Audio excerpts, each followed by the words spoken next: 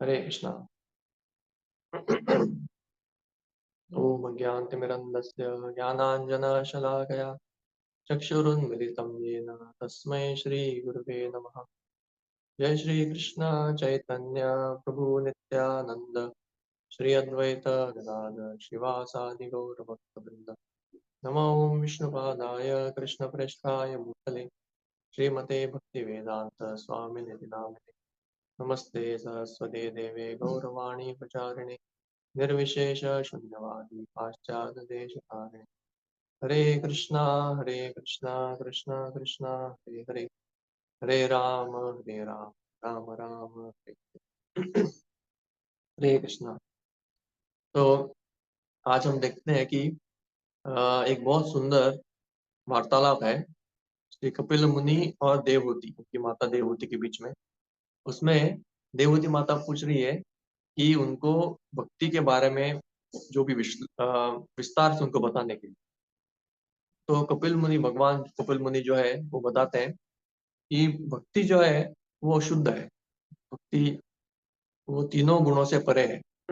जैसे भगवान की शुद्ध अंतरंगा शक्ति भक्ति है, और उसमें भगवान को रिवील करने का शक्ति है।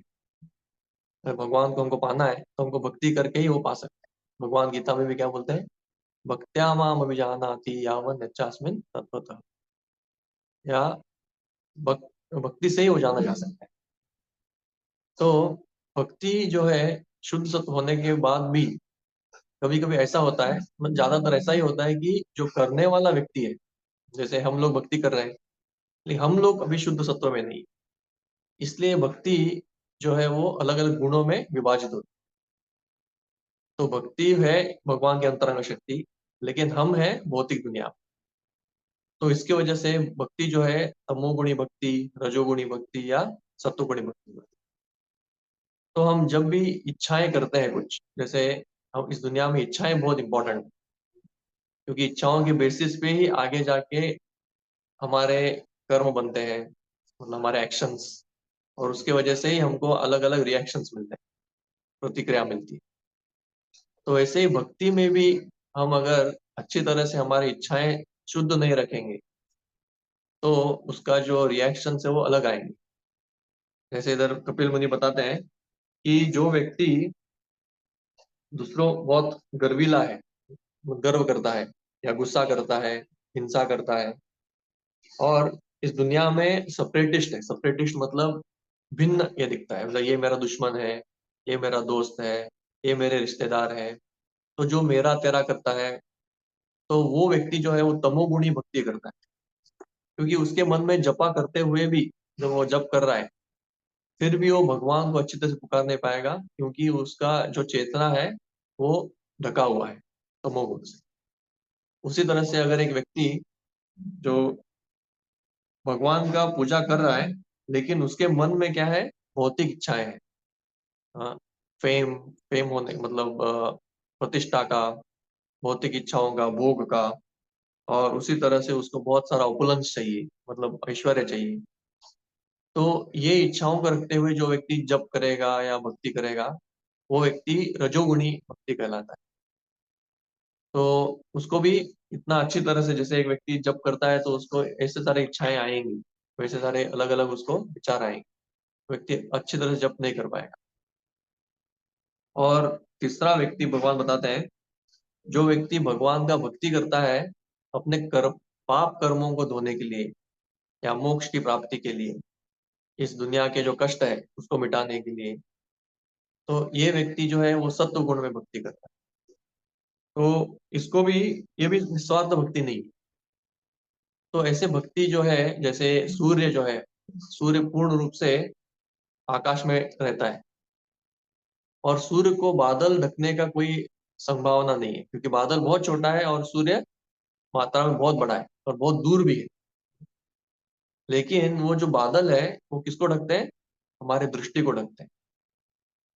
तो ऐसे ही बादल जैसे सूर्य को नहीं ढक सकते, उसी तरह से भक्ति को भी ये तीन गुण छू नहीं सकते, भगवान को भी तीन गुण छू नहीं सकते। लेकिन जो व्यक्ति भक्ति को एग्जीक्यूट कर रहा है, जो व्यक्ति भक्ति कर रहा है, उसको ये तीन गुण लागू होते हैं। इसलिए हमको ये अच्छी तरह से भक्ति करना है, जिसमें एक सत्व गुण में स्थापित होने का एक हमको प्रयास करना चाहिए। इसीलिए हमको जो सुबह-सुबह जो हम जप करते हैं, उसका एक बहुत बड़ा अभिप्राय ये भी है, सुबह-सुबह करने से, अच्छी तरह से बैठ के करने से, एक जगह पे सीधे बैठ के करने से, तुलसी महारानी के सामने बैठ के करने से, और भी कई सारे जो सत्वगुणी एक्टिविटीज़ है वो करने से, एक व्यक्ति एटलीस्ट क्या होगा, तमोगुण और रजोगुण से तो बाहर निकलेगा, मिनिमम, क्योंकि उधर तक तो आना चाहिए। और जैसे ही वो व्यक्ति तमोगुण, रजोगुण से निकलेगा, तदा रजस्तमो भावः कामलोभादयश्च चेतयते रणामिदं स्थितं सत्त्वे प्रसीदति। तो सत्व गुण की तरफ जब वो अग्रसर होगा, और सत्व गुण में ही एक व्यक्ति एटलीस्ट अपना मन को फ़ोकस कर सकता है, मन को केंद्रित कर सकता है। तो इसलिए जो बहुत मॉर्निंग प्रोग्राम है, ये बहुत ही इम्पोर्टेंट है हमारे लिए, क्योंकि मॉर्निंग प्रोग्राम में हम अपने जीवन में सत्व गुण वृद्धि करने का एटलीस्ट अपने आप से होगा, और धीरे-धीरे करके हमको नाम जप में रुचि उत्पन्न होगी, और जैसे हमारी इच्छाएँ और भी पूर्ण रूप से शुद्ध होंगे, वो निस्वार्थ बनेंगे, तो आगे जाके वो तीनों गुण के परे भी निकलेगा। तो भगवान आगे जाके बताते हैं कि शुद्ध भक्ति का लक्षण जो है, वो अलग है। शुद्ध भक्ति मतलब ऐसा है कि एक व्यक्ति को केवल नाम श्रवण करने से ही उसको भगवान का चिंतन आ जाता है। मद गुण श्रुति मात्रेण मयि सर्वभुवाशय मनोगतिरविच्छिन्न यथा गंगा बसो अम्बुदो, ऐसा बता रहे हैं भगवान। मतलब एक व्यक्ति जैसे ही भगवान का श्रवण करता है, लीलाओं को, नाम को, गुण को, तो क्या हो जाता है, उसका मन जैसे गंगा इसकी तरफ बहती है, समुद्र की तरफ, तो तेजी से, उसी तरह से उसका मन भी बहुत तेजी से भगवान की तरफ बहने लगता है। तो ये लक्षण है शुद्ध भक्ति का। तो जब तक हम उस स्तर पे ना आए, एटलीस्ट हम लोगों का भी तमोगुण और रजोगुण का जब तक प्रभाव है, जिसमें हमको नींद से हम जूझते हैं, इच्छाओं से जूझते हैं, वो अलग-अलग आशाओं से जूझते हैं। उसी तरह से डर जो है, सत्वगुण में जो डर से भक्ति करते हैं।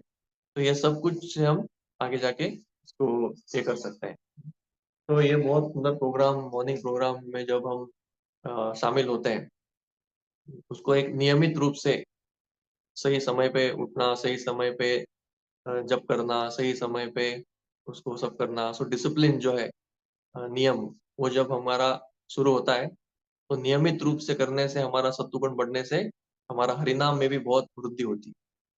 तो ये बहुत सुंदर प्रोग्राम को हम चालू रखेंगे, और भी एनकरेज करेंगे भक्तों को, ताकि वो आते रहें, और रोज़ हम उसको ये कर सकते हैं। तो बहुत-बहुत धन्यवाद। हरे कृष्णा।